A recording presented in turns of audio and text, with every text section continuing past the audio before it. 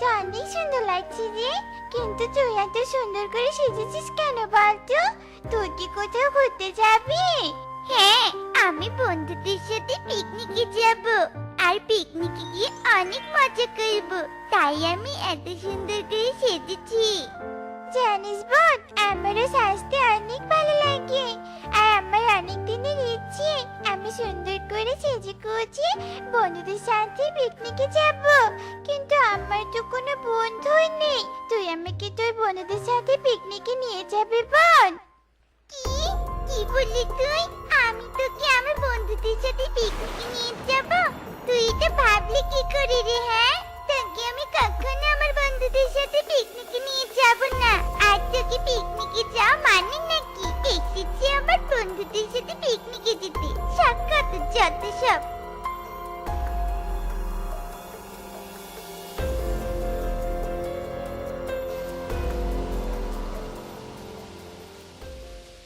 কি রে টুকি, তুই এখনো জল খাবার বানাসনি যে?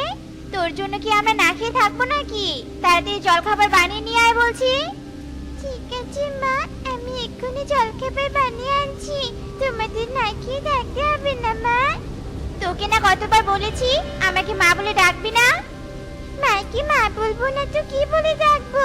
তুমি হতে পারো আমার সৎ মা, কিন্তু মা তো, আমি তোমাকে মা বলেই ডাকবো। এ কথা বলেই টুকি রান্নাঘরে যায়।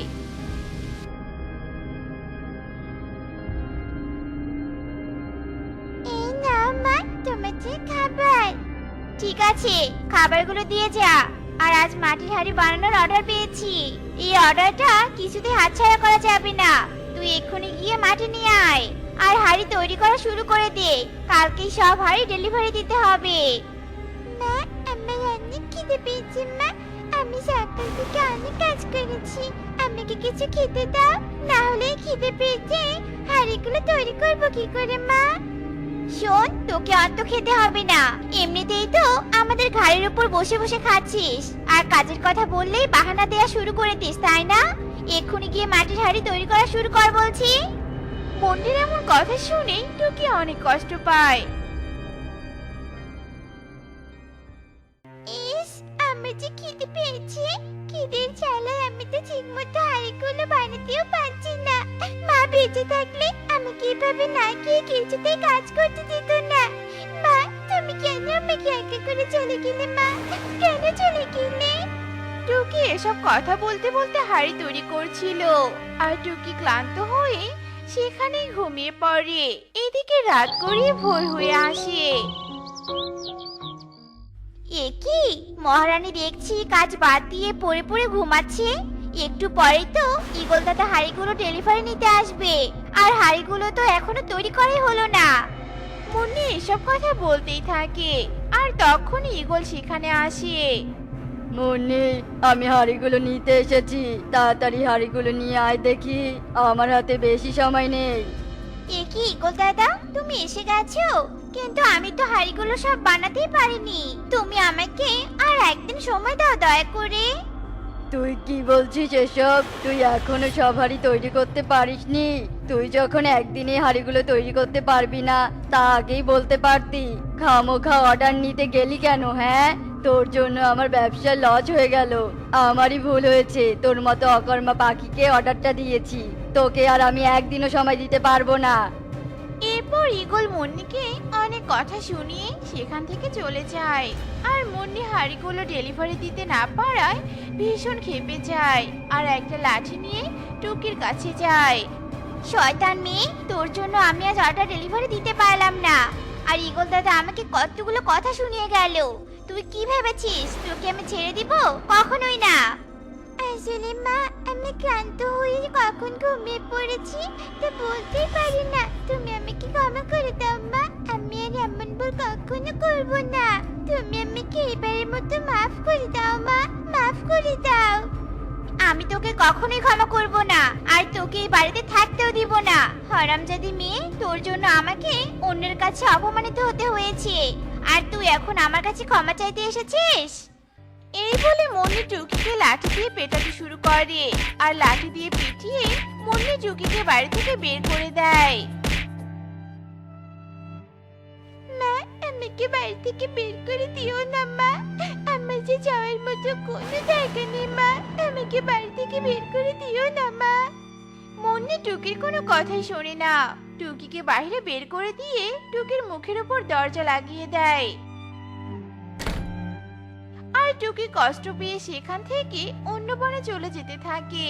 ঠিক তখনই টুকি একটা কান্নার আওয়াজ পেতে থাকে। আমার ঘরে কেউ আসো, আমার যে একা থাকতে আর ভালো লাগছে না। কি কে কথা বলছি? আমি তোমাকে দেখতে পাচ্ছি না কেন? আমি ডাবঘর, আমার অনেক কষ্ট হচ্ছে। তুমি ডাবঘর, কিন্তু তুমি কথা বলতে পারো কি করে? আর তোমার আবার কিসের এত কষ্ট?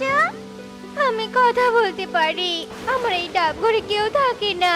আমি কারোর সঙ্গে মন খুলে কথা বলতে পারি না, তাই আমার খুব কষ্ট হয়। তোমার ডাবঘরে কেউ থাকে না কেন?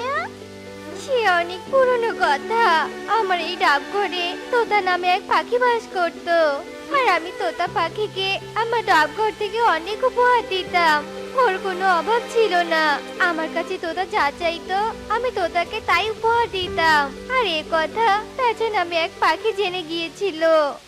শুনেছি এই বনে একটা ডাবঘর আছে, আর সেই ডাবঘর নাকি উপহার দেয়। যে ওই ডাবঘরে থাকে তার নাকি কোনো অভাব থাকে না। তাহলে ওই ডাবঘর আমাকে দখল করে নিতেই হবে। তাহলে আমি যা চাইবো ডাবঘর আমাকে তাই উপহার দিবে, আমার আর কোনো অভাব থাকবে না। হা হা হা হা। এরপর পেঁচা আমার ডাবঘরে আসে, আর তোতার সঙ্গে পেঁচার কথা কাটাকাটি হতে থাকে। পেঁচা দাদা, তুমি আমার ডাবঘরে কেন এসেছো? হ্যাঁ, আমি তো ডাবঘর নিতে এসেছি, তুই ঝামেলা না করে এই ডাবঘর থেকে চলে যা বলছি, নয়তো আমি তোকে মেরে ফেলবো। তুমি আমাকে মেরে ফেলবে আর আমি তোমাকে ছেড়ে দিব বুঝি? তুমি এক্ষুনি আমার ঘর থেকে বেরিয়ে যাও পেঁচা দাদা।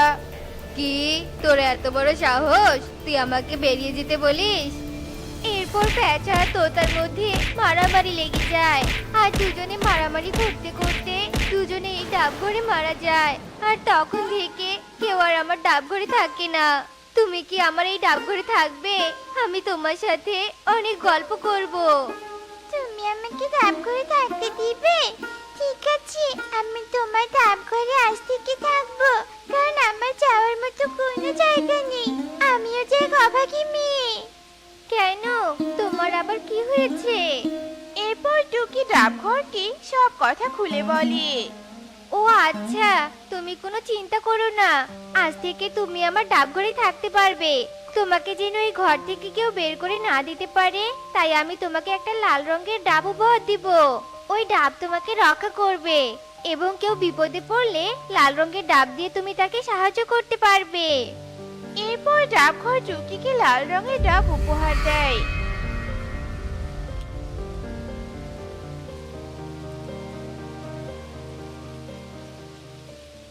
কেউ আছো?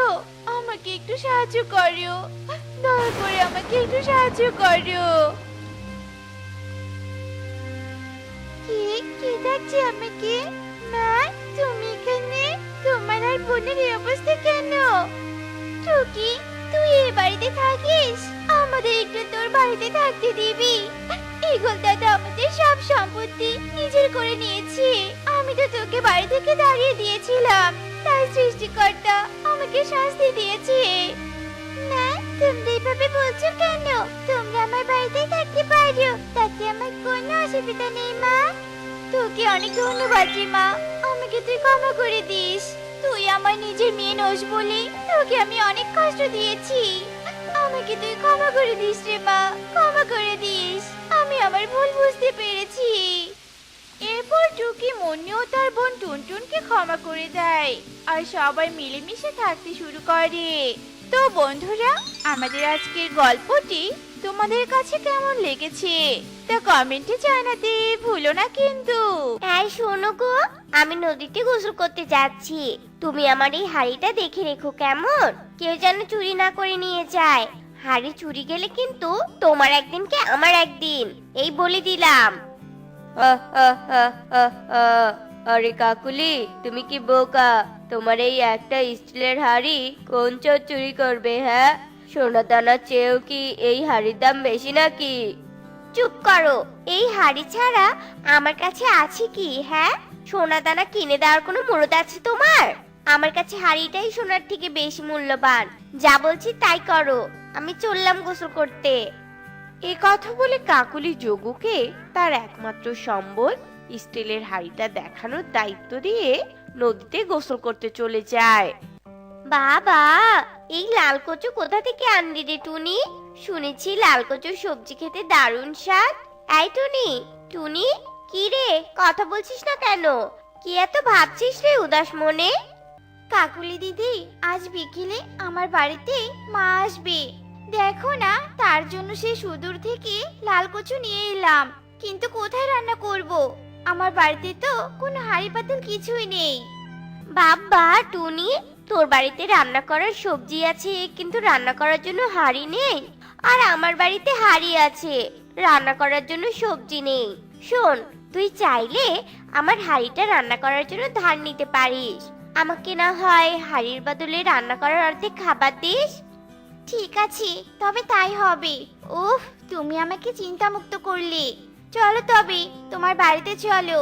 আমাকে হাঁড়িটা দাও, হাঁড়ি নিয়ে গিয়ে আবার রান্না বসাতে হবে। ঠিক আছে, চল, বাড়িতে গিয়ে হাঁড়িটা দিচ্ছি তোকে। এ কথা বলে কাকুলি টুনিকে নিয়ে তার বাড়ি চলে যায় আর তার হাড়ি টুনিকে দিয়ে বলে, এই নে হাঁড়ি টুনি, কিন্তু দেখিস খাবার পাঠিয়ে দিতে যেন ভুলে না যাস। না না, ভুলবো না। তুমি আমার কত বড় সমস্যার সমাধান দিলে, আর কৃতজ্ঞতা স্বরূপ অবশ্যই খাবার পাঠিয়ে দিব। আরে বাহ, কি ব্যাপার কাকুলি, তুমি যে হাড়ি সবসময় জকের ধনের মতো আগলে রাখো, আজ ওই হাড়ি টুনিকে দিয়ে দিলে? তুমি যে এত দরদি তা তো আগে জানতাম না। মেয়েরা সুন্দর পতি, আমি কি তোমার মতো বোকা নাকি? ওই টুনির মা আজ তার বাড়িতে আসবে। টুনি নিশ্চয়ই তার মায়ের জন্য মজাদার মজাদার রান্না করবে, আর সেই রান্না হাড়ির বদলে আমি পেয়ে যাব। পরিশ্রম না করে খাওয়ার ব্যবস্থা করেছি, বুঝলে? বাবা, বউ, বাহ, তোমার মাথায় কত বুদ্ধি। ও সোনা বউ, তোমার গায়ের রং যদি আরেকটু ফর্সা হতো তাহলে সৌন্দর্য আর বুদ্ধি দিয়ে সিনেমার নায়িকা হতে পারতে গো। বেশরম স্বামী দেখো আমার, নিজের বউয়ের কেমন উপহাস করছে। টুনির বাড়ি থেকে খাবার এলে ওই খাবার তোমাকে দিব না, এই বলে দিলাম। এই যা, বউটাকে রাগিয়ে দিলাম। হায় হায়। এ কথা বলে যোগু কাক কপাল চাপড়াতে থাকে। অন্যদিকে টুনি বাড়িতে হাঁড়ি নিয়ে গিয়ে সেই হাঁড়িতে মজাদার লাল কচু রান্না করে। মা টুনটুন, মা টুনটুন, কোথায় রে তুই? এদিকে একটু আয় তো মা। ও মা, কি হয়েছে মা, ডাকছো কেন? আমি পাশে ঘরে স্কুলে হোমওয়ার্ক করছিলাম। বলো মা, বলো, ডাকছো কেন? শোন না মা, আমি তো রান্না বসিয়েছি, তাই বাইরে যেতে পারছি না। তুই একটু বাইরে গিয়ে দেখ না তোর দিদিমা আসছে কি না। বেচারির বয়স হয়ে গেছে, চোখে কম দেখে কি না, রাস্তা চিনতে না পেরে আবার অন্য পথে চলে যাবে। ঠিক আছে মা, আমি এক্ষুনি যাচ্ছি। এই কথা বলে টুনটুন বাড়ি থেকে উড়ে চলে যায়। আর কিছু পথ যেতে না যেতেই বিউটি পায়রার সাথে দেখা হয়ে যায়। কি রে টুনটুন, তোর মায়ের নামে এসব কি শুনছি? টুনি নাকি টাকার অভাবে খাবার রান্না করার হাঁড়ি কিনতে পারছে না, শেষে কাকুলির কাছে হাঁড়ি ধার নিয়েছে। ছি ছি, তোর মায়ের হাঁড়ি কেনারও টাকা নেই? তুমি কি করে জানলে আমার মা কাকুলি কাকিমার কাছ থেকে হাড়ি ধার নিয়েছে? কে বলেছে তোমাকে, বলো? কেন, কাকুলি তো বনে বলে বলে বেড়াচ্ছে তোরা গরিব, অন্যদের কাছ থেকে ধার করে জিনিস নিয়ে চলিস তোরা। বাবারে বাবা, কি দিনকাল পড়লো, সামান্য একটা হাঁড়ি কেনার টাকা নাকি জোটে না। এই কথা বলে বিউটি সেখান থেকে চলে যায়। আর তখনই সেখানে উড়তে উড়তে টুনটুনের দিদিমা চলে আসে। এ কি রে টুনটুন, তুই এখানে? ঠিক বুঝেছি, তোর মা নিশ্চয়ই তোকে পাঠিয়েছে আমাকে এগিয়ে নেওয়ার জন্য। মেয়েটা আমার বড্ড খেয়াল রাখে। চল চল, বাড়ি চল। এ কথা বলে মিনু তার নাতনিকে নিয়ে বাড়ি চলে আসে। টুনি তার মা মিনুকে দেখে ভীষণ খুশি হয়ে যায়। মা, তুমি এসে গেছো? কতদিন পর তুমি আমার বাড়িতে এলে। এসো এসো, ফ্রেশ হয়ে খেতে এসো। নিশ্চয়ই এতটা পথ আসতে আসতে খিদে পেয়েছে তোমার। আহা, এত ব্যস্ত হতে হবে না মা। যা টুনটুন, তুইও হাত মুখ ধুয়ে আয়, একসাথে বসে খাবো আর অনেক গল্প করব। এরপর মিনু আর টুনটুন হাত মুখ ধুয়ে আসে। টুনি কাকুলির হাঁড়িতে রান্না করা খাবার মিনু আর টুনটুনের প্লেটে বাড়ে। ঠিক তখনই সেখানে কাকুলি এসে হাজির হয়। বাহ বাড়ি টুনি, আমার হাঁড়িতে রান্না করলি, আমার বাড়িতে খাবার আগে না পাঠিয়ে নিজেরাই খেতে বসেছিস। তোর মতো অকৃতজ্ঞ আমি আর দুটো দেখিনি রে। না না কাকুলি দিদি, তুমি আমাকে ভুল বুঝছো। টুনটুন আর আমার মায়ের খাওয়া হয়ে গেলে তোমার বাড়িতে খাবার দিয়ে আসতাম। রাখ তোর সব কথা, দে আমার ভাগের অর্ধেক খাবার দে। থাক, তোকে দিতে হবে না, আমি নিজেই নিয়ে নিচ্ছি। এ কথা বলে একটা প্লেটে কাকুলি অর্ধেক খাবারের থেকেও বেশি খাবার ঢেলে নিয়ে চলে যায়। আর যতটুকু খাবার রেখে যায় সেই খাবার তাদের তিনজনের কিছুই হয় না। মামা, ওই কাকুলি কাকিমা ভীষণ খারাপ জানো। আমাদের তাই হাল দিয়েছে বলে সবাইকে বলে বেরিয়েছে আমরা নাকি গরিব, আমাদের নাকি দয়া করে হারিয়ে দিয়েছে। আবার দেখো খাবারের সময় আগে নিজেই এসে খাবার নিয়ে গেল, দেখেছ কত বড় স্বার্থপর মহিলা। মা, তুই অন্যের হাড়িতে রান্না করে আমাকে কেন খাওয়াবি? হ্যাঁ, আমি কি তোর বাড়িতে খেতে আসি? না না মা, তুমি বাড়িতে একা থাকো, কি খাও না খাও তা সৃষ্টিকর্তাই ভালো জানি। তাই ভেবেছিলাম আমার বাড়িতে যে কটা দিন থাকবে সেই কটা দিন তোমাকে ভালো মন্দ কিছু খাওয়াবো। কাকুলি দিদির বুঝি আজ ভীষণ খিদে পেয়েছে, তাই অমন ব্যবহার করেছে। যাক কি সেসব কথা, ঘরে কিছু শুকনো শস্য দানা আছে, ওসব খেয়ে আজ আমরা ঘুমিয়ে পড়ি, কাল মজাদার কিছু রান্না করবো। এ কথা বলে টুনি কিছু শস্য দানা টুনটুন আর তার মাকে খেতে দেয়। এভাবেই দিন কেটে গিয়ে রাত হয়।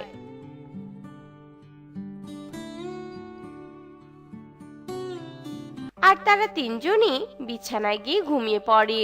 পরের দিন সকালবেলা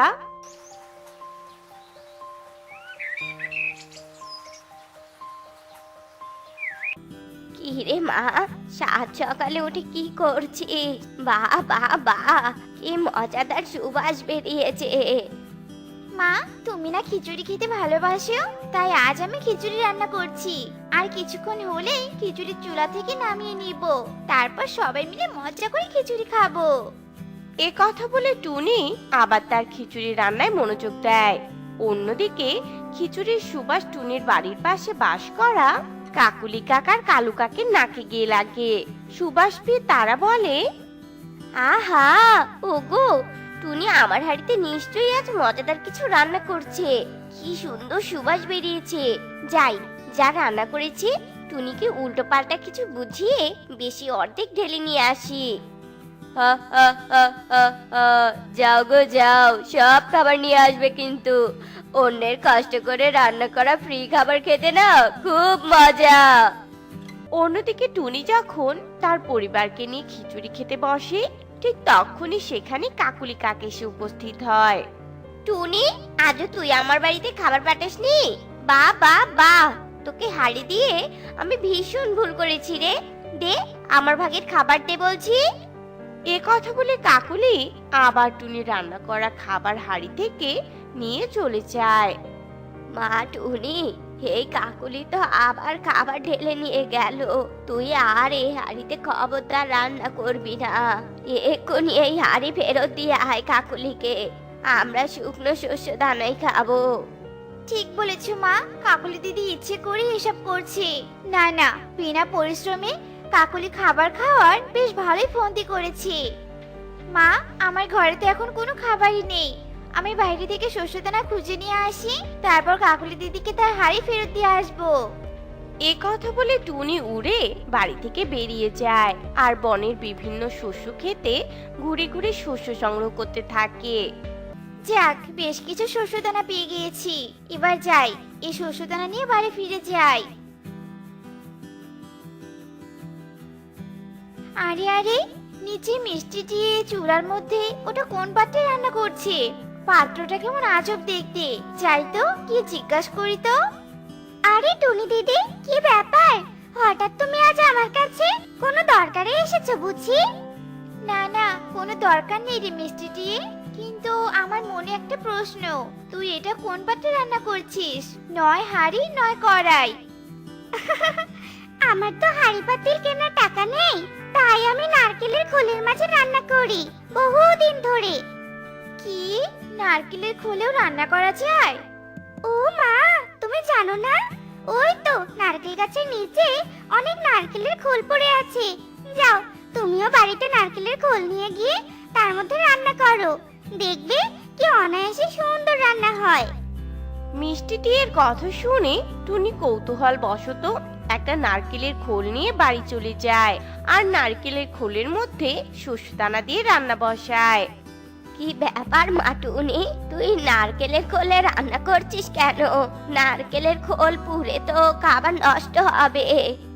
না মা, কিচ্ছুটি হবে না। আমি মিষ্টি দিয়েকে দেখেছি নারকেল খোলে সুন্দর করে রান্না করছিল।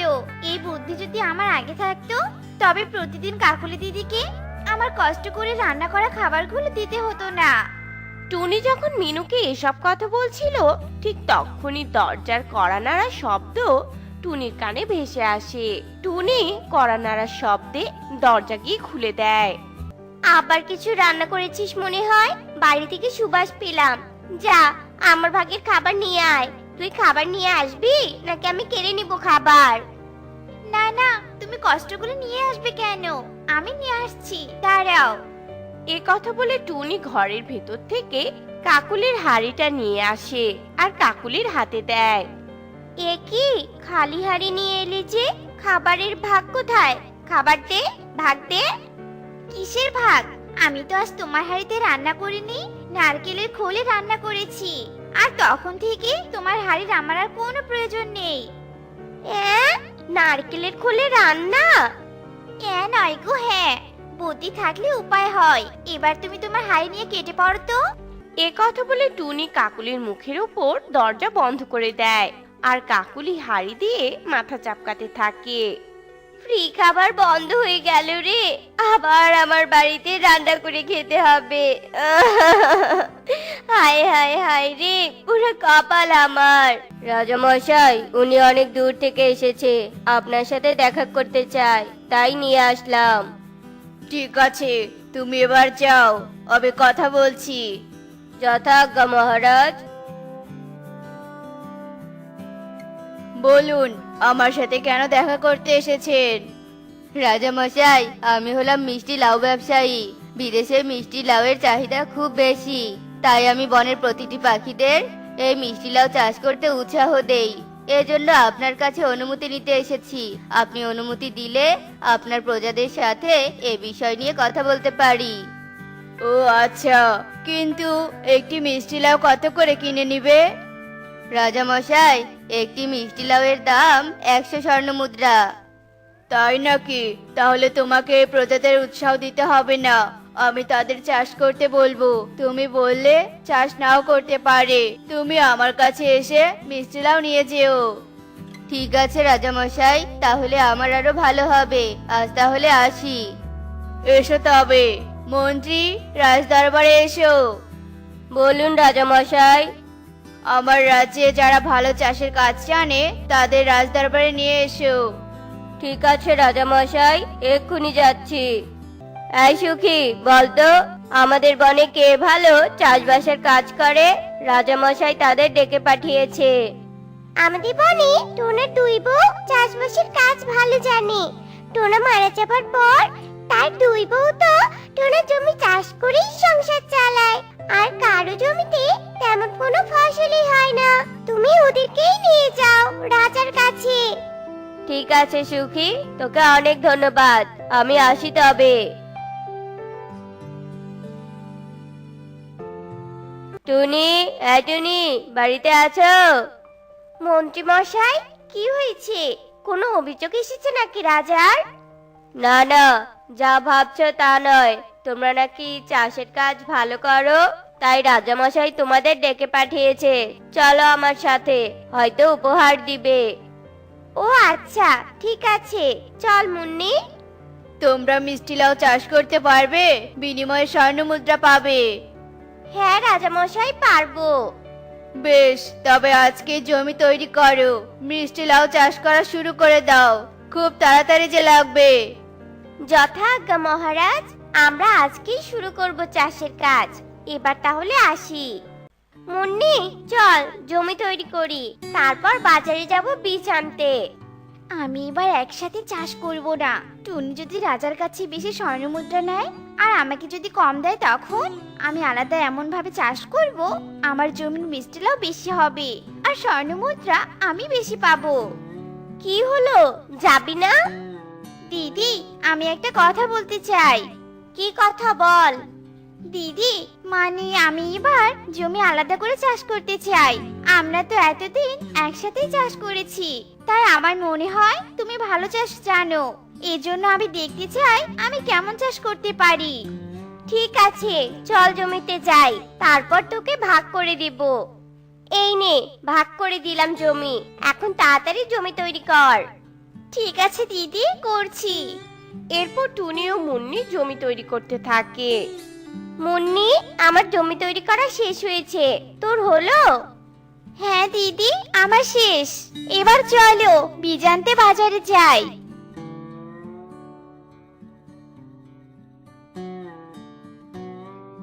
দাদা, আমাদের মিষ্টি লাউয়ের বীজ দাও তো।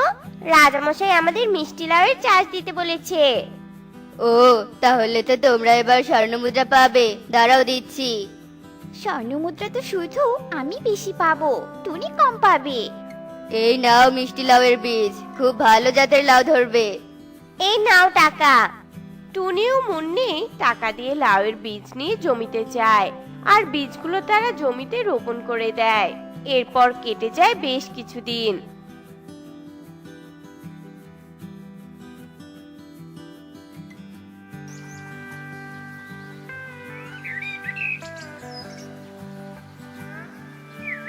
যাই, গিয়ে দেখি কার জমিতে লাউয়ের গাছ ভালো হয়েছে। টুনির জমিতে দেখছি লাউয়ের গাছগুলো কোকড়া লেগে গেছে। তার মানে আমি ভালো চাষ করতে পারি। আমার জমি লাউগুলো তো বেশ ভালো হয়েছে, আমি বেশি স্বর্ণমুদ্রা পাবোই পাবো। কিন্তু টুনি যদি জোর করে আমার জমি নিয়ে নেয়, আমার জমির লাউ গাছ ভালো দেখে, না না, টুনিকে আগেই বলতে হবে। টুনি দিদি শোনো, তোমার জমির লাউ গাছ কিন্তু কোকড়া লেগে গেছে। আবার যেন আমার জমি চাইতে এসো না। আমার জমির লাউ গাছে যা হয়েছে না, অনেক ভালো লাউ ধরবে। ছি মুন্নি, আমি কেন তোর জমি চাইতে যাব? যে জমি তোকে দিয়েছি সেই জমি কেন চাইবো? তুই আমাকে এত নিচু মনে করিস না। আমার জমির এত ভালো ফলন দেখে লোভ হতেও পারে, তাই আগেই বলে দিলাম। আমার জমিতে কিছুদিন যায়নি, তাই জানি না লাউ গাছের অবস্থা এমন হয়েছে। তুই বলে ভালোই হলো, আজকেই লাউ গাছে সার দিতে হবে। সারের অভাবে এমন হয়েছে রে। তা তুই যে সার দিয়েছিস আমাকে তো বলিসনি, কেন বলিসনি? আমার বয়ে গেছে তোমাকে বলতে। আমি চেয়েছিলাম তোমার জমি লাউ গাছ মরে যাক, কিন্তু এখন বলি তো ভুল করলাম। না মানে ভেবেছি তুমিও সার দিয়েছো, তাই আর বলিনি গো। দিলে তো তোকে অবশ্যই বলতাম রে। ঠিক আছে, এখন যাই, সার কিনে তাড়াতাড়ি জমিতে দে। এরপর টুনি সার আনতে চলে যায়। সার এনে তার লাউ গাছে ছিটিয়ে দেয়, আর লাউ গাছে সার পড়তেই লাউ গাছ সতেজ হয়ে যায়। এই তো আমার জমির লাউ গাছ সতেজ হয়েছে, আর কিছুদিন গেলেই ফুল ধরবে। যাই, এখন বাড়িতে চলে যাই, শরীরটা ভালো লাগছে না। মুন্নি, আমার শরীর খারাপ লাগছে, জমিতে যেতেই ইচ্ছে করছে না। তুই একটু জমিতে যা, দেখে আয় লাউয়ের ফুল এসেছে কিনা। ঠিক আছে দিদি, যাচ্ছি। আমি থাকতে তোমার কেন যেতে হবে? এ কি, টুনির জমি লাউ গাছ দেখছি ভালো হয়েছে, ফুলও তো এসেছে আমার জমি লাউ গাছেরই মতন। টুনি তো স্বর্ণমুদ্রা বেশি পাবে, আমার থেকেও বেশি স্বর্ণমুদ্রা পেলে আমার আরো বেশি রাগ লাগবে নিজের উপর। না না, কিছু একটা করতেই হবে। আগে লাউ ধরুক, তারপর গেমটা খেলবো। দিদি, লাউ গাছে ফুল ধরেছে, কিছুদিনের মধ্যেই মিষ্টি মিষ্টি লাউ ধরবে। তাই নাকি? ভালো তো। রাজামশাই বুঝি লাউয়ের অপেক্ষায় আছে। লাউ বড় হলেই রাজার কাছে নিয়ে যাব। এভাবে আরো কিছুদিন কেটে যায়।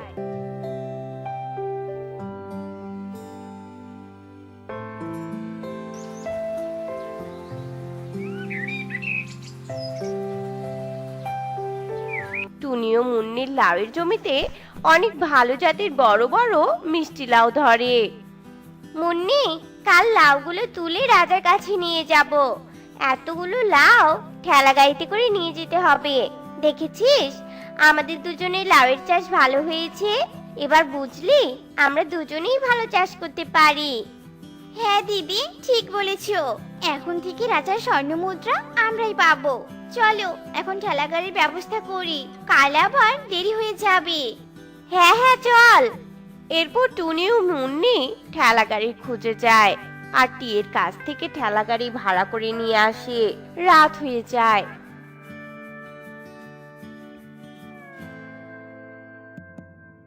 মুন্নি ঘরে বলতে থাকে, আমার সুযোগ এসে গেছে টুনির লাউগুলো নষ্ট করার। এই ঔষধগুলো লাউয়ের গায়ে দিলে টুনির মিষ্টি লাউ পচে টক হয়ে যাবে।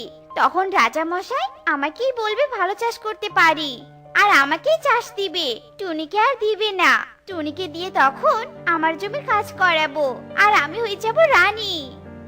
এরপর মুন্নি জমিতে যায় আর রাতের অন্ধকারে ভালোভাবে দেখতে না পেয়ে ভুল করে তার নিজের জমিতেই লাউ পচানোর ঔষধগুলো দিয়ে আসে।